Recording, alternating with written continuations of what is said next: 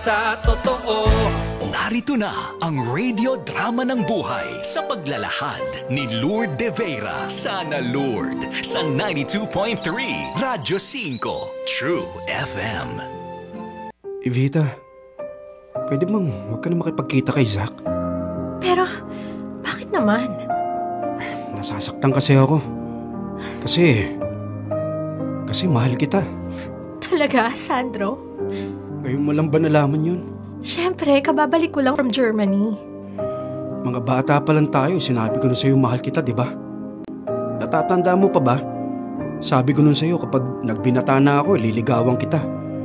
Kaso, di ko nga nagawa kasi nag-migrate kayo sa Germany.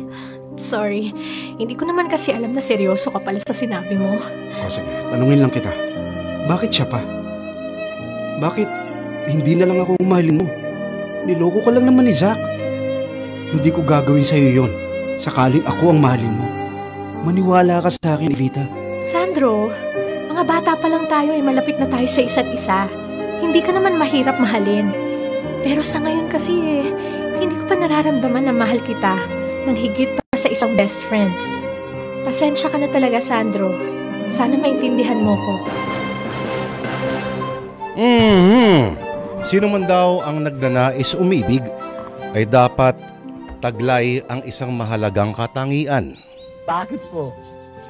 Ang pagiging matiisin. Dapat magkaroon siya ng kakayang magpasensya. At totoo nga kaya na ang isang mahalagang kailangang gawin daw ng isang mangingibig ay ang maghintay. At kaakibat nito ay ang pag-asa. Ang pananampalataya na may isang sulok ng planetang ito, matyagang naghihintay din ang kahati ng iyong puso. Na may humihiyaw na patlang sa kwentong ikaw lamang ang hinihintay para magkaroon ng kaganapan. Ganyan ang kwento ng dalagang si Iveta, isang profesional na backup singer. Sa maagang edad ay kinailangan niyang lisanin ng Pilipinas para manirahan sa Germany. Pero sa kaniyang pag-alis ay may kinailangan din siyang iwanan. At kahit maraming taon ang lumipas, kahit na nagdalaga sa isang bagong kultura sa Europa, ay hindi pa rin ito nalimutan ni Iveta. At ang kwento niya ay may malaking patlang, at para ito'y punan ay kailangang balikan niya rin ang kanyang kabataan. Dito po sa Sana Lourdes, mga kapatid, ay sisimulan na natin ang ating tampok na dula na pinamagatang Ang Love Life Kong Trending.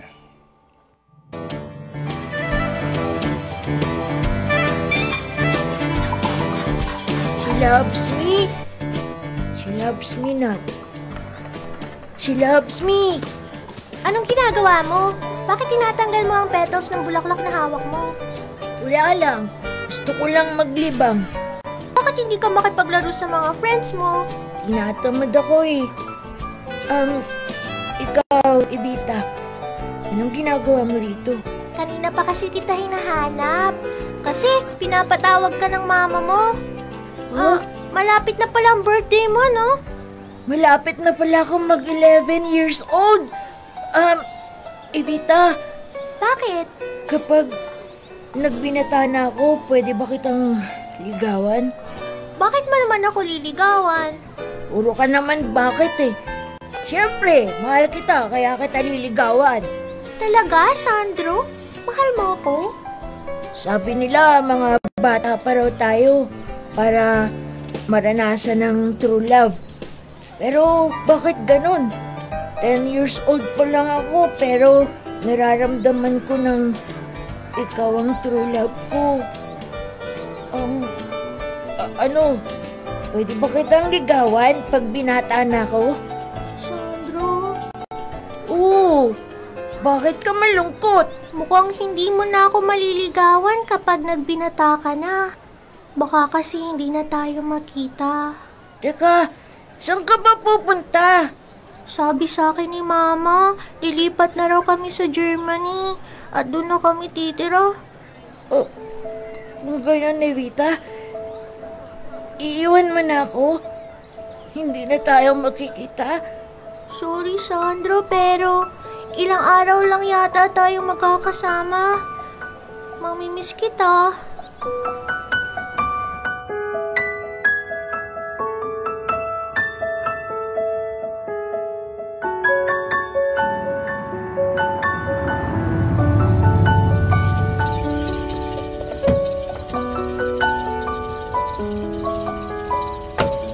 Tito Aram.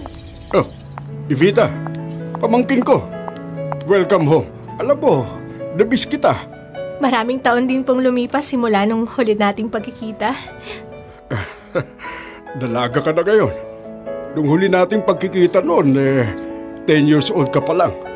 Ang laki talaga na pinagbago mo. Kamusta na po, Tito? Eto, malakas pa rin kahit na may edad na. Dapat ako mangumusta sa'yo kasi ang tagal mong nawala. Pero bago tayo magkwentuhan, halika, pumasok muna tayo sa loob.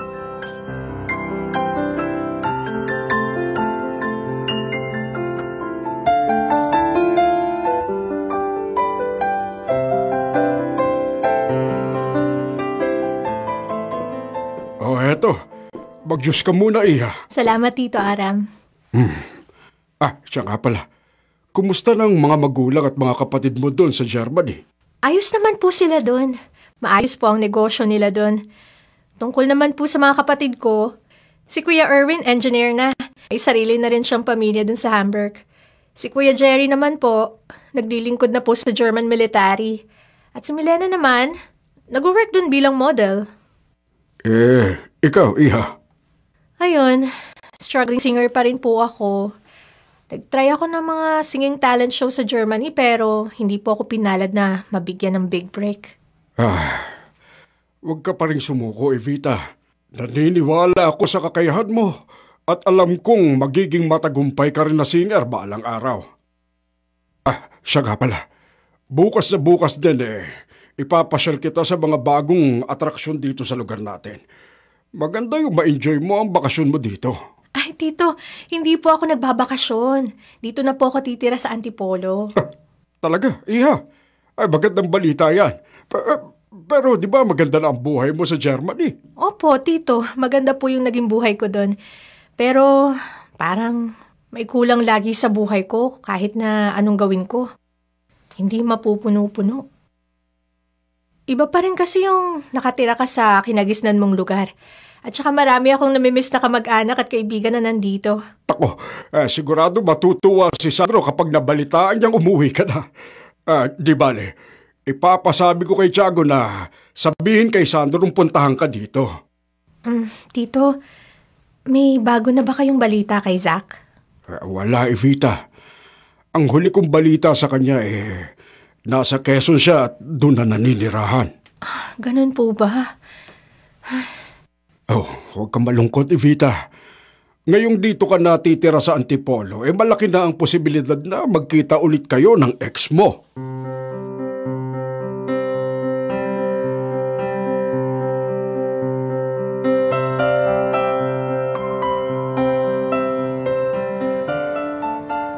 Buti naman, Evita, at dito ko na ulit maninirahan.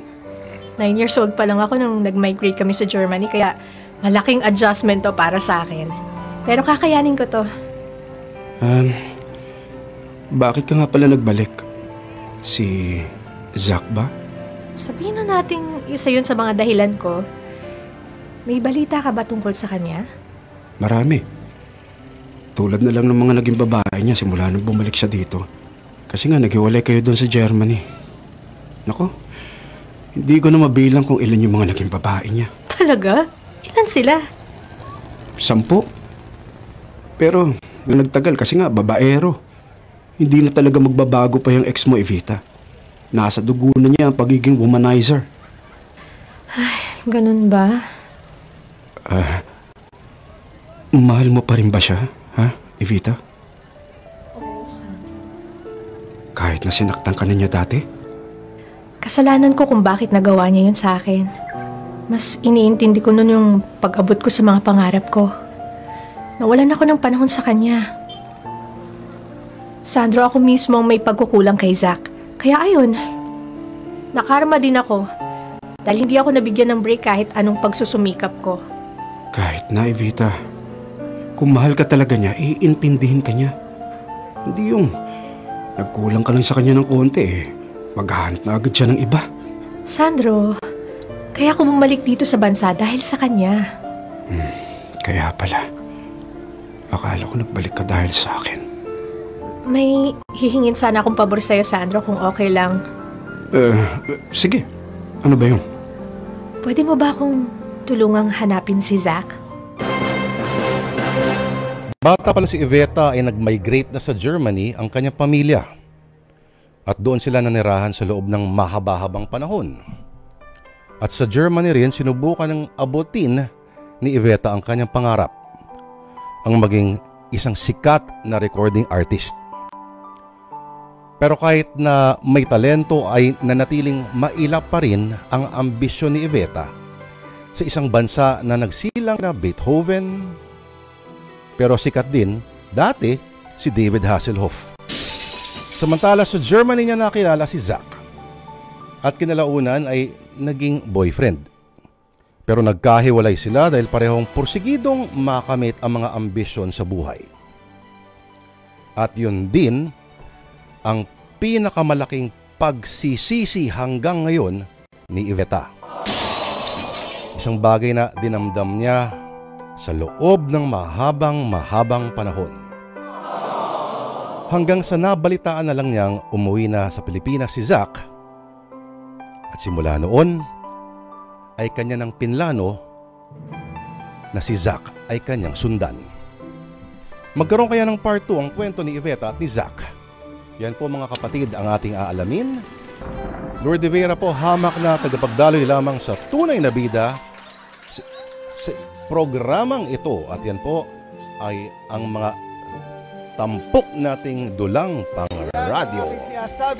At sa pagpapatuloy po ng ating kwento ngayon, ang kwento po ni Iveta. Okay, so kung si Iveta ay sinundan ang kanyang ex-boyfriend na si Zach from Germany pabalik ng Pilipinas, eto namang si Sandro ay matagal nang may gusto kay Iveta. Sa kasamaang palad ay nag-migrate ang pamilya ni Iveta sa Europa. Pero ngayon nagbalik na si Iveta ay pagkakataon na ito ni Sandro na iparamdam kay Iveta kung ano ang nasa kalooban niya. May isang problema nga lang. Ang dahilan kung bakit umuwi itong si Iveta ay para sundan ang dating kasintahan na si Zach. Ano kaya ang mangyayari sa plano ni Sandro? Magkabalikan kaya si Zach at si Iveta? At bakit nga ba ang pamagat ng ating tampok na drama ay ganyan? Alamin po natin sa pagpapatuloy ng kwento natin. Ito po ang love life kong trending.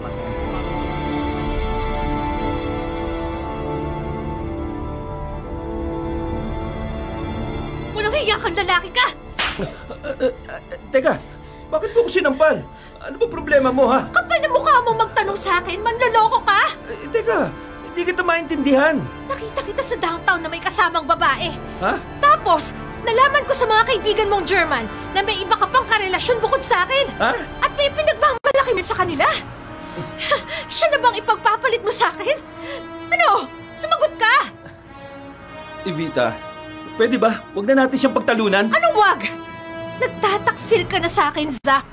At hindi ko ipagpapawalang bahala to. Iveta, ayoko na. Anong ayaw mo na? Hihiwalay mo na ako, ganon? Oo! Kasi wala ka rin naman panahon sa akin eh. Minahal naman kita pero mas minahal mo yung ambisyon mo. Naiintindihan naman kita kung gusto mong maging sikat na singer eh, dito sa Germany. Pero kinalimutan mo ko. So, valid reason yun para lokohin mo ko? Sorry, Iveta. Pero hindi ko na kayang makipagkumpetensya sa ambisyon mo eh. Ang sama mo. Hindi sapat na dahilan yun para saktan mo kalooban ko.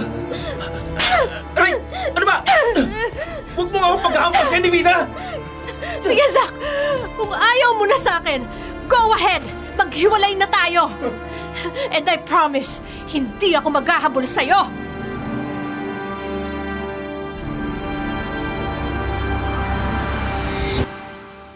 Naalala ko na naman yung araw na naghiwalay kami nung nasa Germany pa kami. Sabi ko sa kanya noon, hindi ako maghahabol pero heto ko ngayon. Ay, nandito ako sa tapat ng bahay ni Zach. Wala namang gate ang bahay kaya papasok na ako sa loob. Tao po! Zach? Nandyan ka ba? Walang tao pero bukas yung garahe. Baka may inaasikaso lang sa loob. Aba, nasa garahe lang ang mga paintings niya. Ang gaganda. Bakit kaya nandito lang to? Good morning! Anong kailangan... Evita? Bakit nasa garahe lang to mga paintings mo? Binibenta ko na yung mga yan. Ganun ba? Kumusta? Eto, maganda buhay. Hindi na ako yung Zach na kilala mo dati. Talaga? Hindi ka na babaero? Yan ang hindi ko masasagot. Teka, bakit ka nagbalik dito? Hindi ka ba naging successful singer doon sa Germany? I tried pero hindi pa rin kinaya. Kaya baka hindi ko kapalaran na maging singer. Ano pa bang kailangan mo? Bibili ka ba ng mga paintings ko? Nandito ako para... sige, Zach, kaalis na ako. Sandali, Evita. May ibibigay ako sa'yo. Diyan ka lang, ha? Huwag ka aalis, ha? Ano kaya yung ibibigay sa akin ni Zach?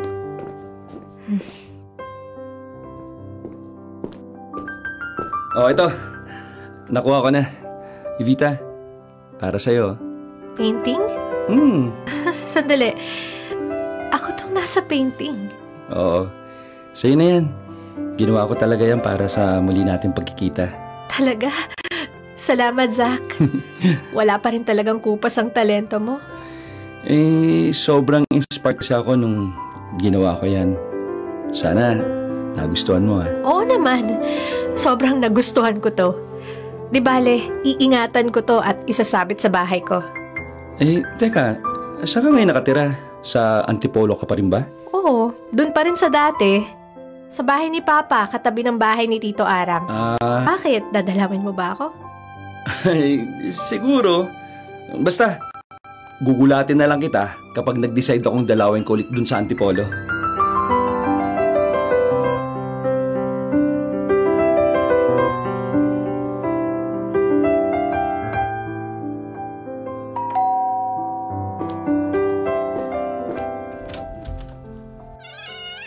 Hi, good morning.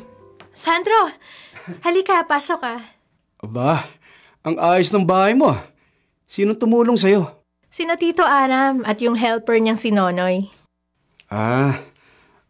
Anyway, may dala pala akong mga pagkain para sa'yo. Alam kong na-miss mo ang mga to eh. Wow, mga kakanin. Bikot sa sapin. Talagang na-miss ko to. Salamat, Sandro, ah. Halika, pasok ka. Ang ganda naman ng painting na to. Love Wave ang pangalan ng painting na yan. Maganda ba ako dyan? Oo naman. Para kang Diyosang si Aphrodite. Teka, kanino ka nagpapinta? Hindi ako nagpapinta niyan. Regalo mo sa akin yan ni Zach. Kung ganun pala, si Zach ang nagpinta nito. Sandro, ayos ka ba?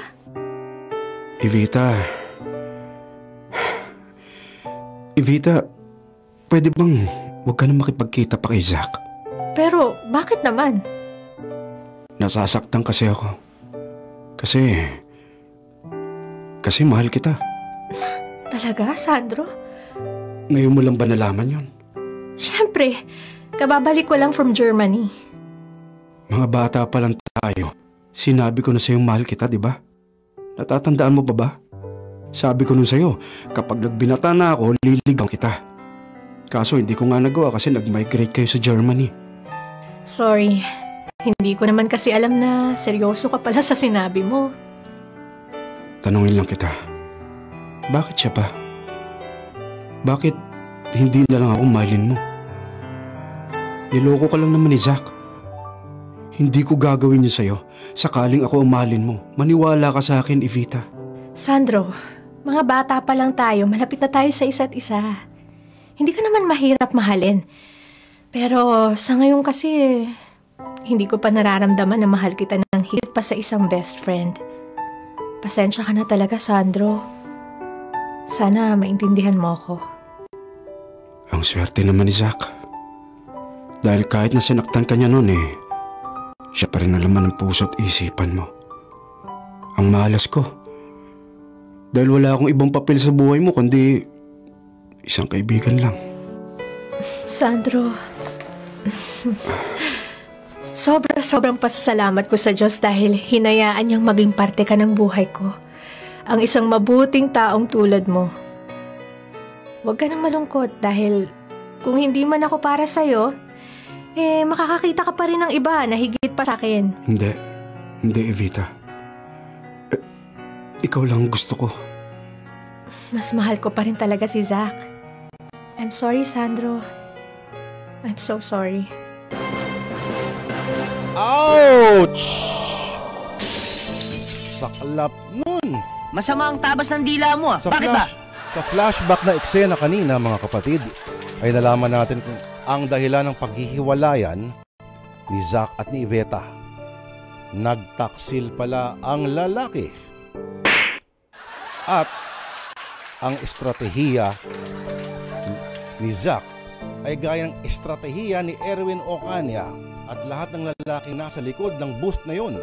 Bastos ka! Ibinaling ang sisi sa babae. What are you doing?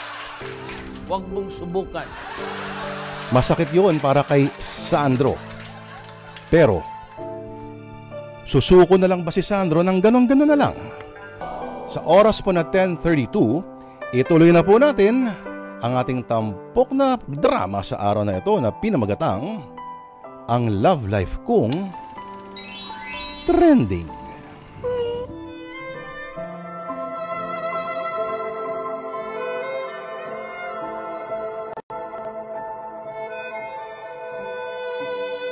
Oh, buti naman at dinalaw mo ulit ako dito sa Lucena. Bakit? Nakahon na yung mga gamit mo. Lilipat ka ba ng bahay? Oo. And guess what kung saan ako lilipat? Sa Antipolo. Talaga? Oo. Sa Antipolo? Siyempre, malapit sa inyo, sa Kogyo. Kung ganon, hindi na pala ako babiyahe ng malayo para madalaw lang kita. Ay, sandali may nakalimutan pala akong ayusin dun sa itaas. Akit muna ako Saglit lang bababa din kagad ako. Sige Zach, hihintayin kita.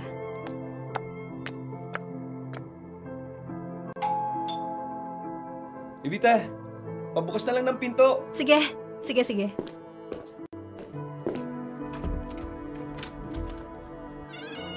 Good morning. Si Zach? Nasa taas, may inaasikaso. Sino ka ba? Anong ginagawa mo sa bahay ni Zach? Wait. Parang naalala kita. Alam ko na. Ikaw yung babae sa painting. Yung Love Wave. Yung ba yun? Oo, ako nga yung nasa Love Wave. Oh, sa lahat ng paintings ni Zach, yun ang hindi ko nagustuhan. No offense, pero ang pangit. Ganon? So, what brings you here? Ano naman ang magiging papel mo sa buhay ni Zach?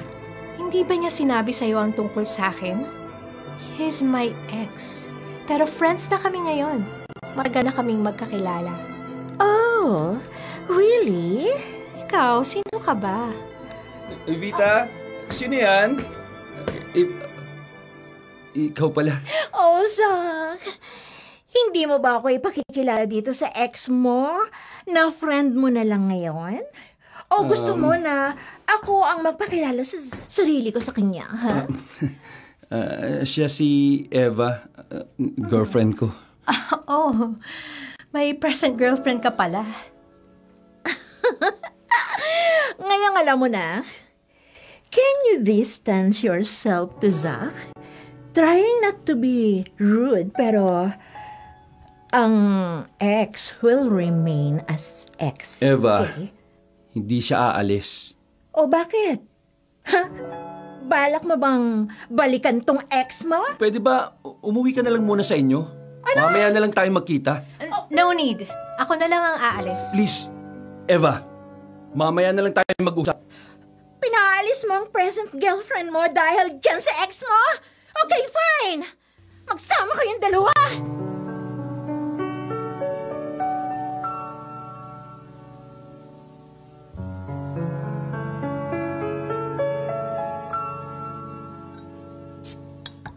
Oh, Evita, inom ka muna. Thanks. Pagpasensya mo na si Eva kanina. Don't worry, I'm fine. Kahit din ako, ganun ang magiging reaction ko kapag nakita kong may ibang kasamang babae ang boyfriend ko. Anyway, inisa-isa kong tingnan yung mga paintings mo. Magaganda lahat.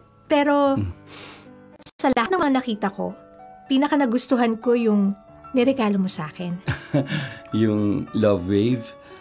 Alam mo ba, 2 taon kong pininta yun. Sari-saring pagsubok din yung dumating sa buhay ko habang pinipinta ko yun eh. Pero dahil sa inspirasyon, na-survive ko ang lahat ng yun. Kaya mahalaga sa akin yung love wave eh. Sa dami ng paintings mo, dapat magkaroon ka na ng sariling gallery. Eh kaso, paano ko magkakaroon ng sariling gallery eh? Hindi naman ako sikat na pintor. Parang gusto ko na nga sumuko eh, Vita eh. Zach, huwag kang sumuko. Maaabot mo rin ang mga pangarap mo. Konting sikap pa at magiging sikat ka ng pintor. Paano hindi ako susuko eh? Wala ngang gustong bumili ng paintings ko eh. Kung magpapatuloy pa akong ganito, nako, mamamatay ako sa gutom. Huwag kang mag-alala. Tutulungan kita, Zach. Hindi, Evita. Hindi ko kailangan ng tulong mo, okay? Gusto kong maging successful sa sarili kong sikap. Hindi dahil sa tulong ng iba. Evita, bakit ba nagbalik ka pa sa buhay ko? Gusto mo bang ipamukha sa akin na mas successful ka kaysa sa akin? Para lalong lumitang tingin ko sa sarili ko? Una sa lahat, hindi ako naging successful sa pinili kong career. Hindi pa nga ako nabibigyan ng recording deal eh. At saka, successful na ba sa'yo yung pagiging background singer ko ng isang sikat na artist? Eh, at least, nagsisimula ka na. Kaunti na lang at madidiscovery ka na rin. Pero, curious lang ako, Evita. Bakit ka ba talaga nagbalik dito sa Pilipinas? Tatapatin na kita. Nagbalik ako dahil sa'yo. Ha? Kasalanan ko ang lahat kaya nasira ang relasyon natin. Ako ang nagkulang. I was selfish that time. Wala akong ibang inisip kundi ang pangarap ko. Zach, sobra-sobra kong pinagsisihan yun. Evita? Zach, mahal pa rin kita. At kaya ako nagbalik dito para humingi sa'yo ng panibagong pagkakataon. Baka kasi hindi pa huli ang lahat para sa atin. Magsimula ulit tayong dalawa. Ayusin natin yung nasirang pagmamahalan natin dati. I'm sorry. Pero tingin ko, hindi na ako yung nararapat na lalaki para sa'yo, Evita. Paano mo naman nasabi yan? Kahit na sabing background singer ka lang, ikaw ang may pera. Ikaw ang may asenso sa buhay. Samantalong ako, ano? Umasa lang ako sa kapatid ko. Magkaiba na ang mundo natin. Masasabi kong successful ka na sa buhay mo. Ako naman, lumalaban pa rin sa kamalasan. Huwag kang mag-isip ng ganyan. Walang pagkakaiba sa mundong ginagalawan natin. Huwag natin gawing hadlang ang mga problema natin. Hindi mo ba maintindihan? Siguro nung dati pwedeng maging tayo dahil pareho naman tayong malaya. Pero ngayon... Mahal mo ba siya? Oo, Evita. I'm sorry. Ganun ba? Okay. Naiintindihan ko. Salamat at inamin mo agad sa akin. Sige, Zach. Aalis na ako. Goodbye. Bye, Evita.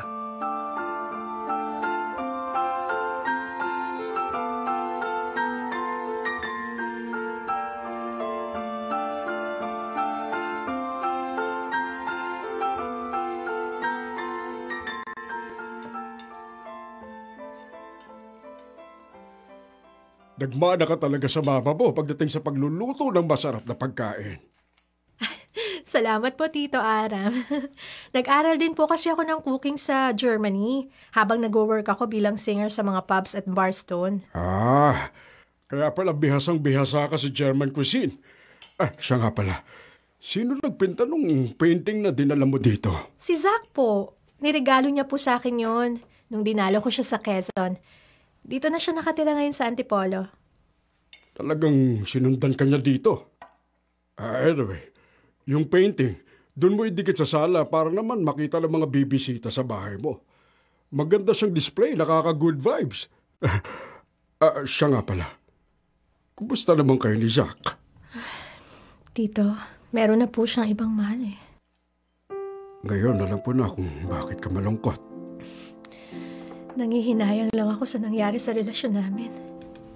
Sayang talaga. Kung hindi lang po sana ako naging pabaya.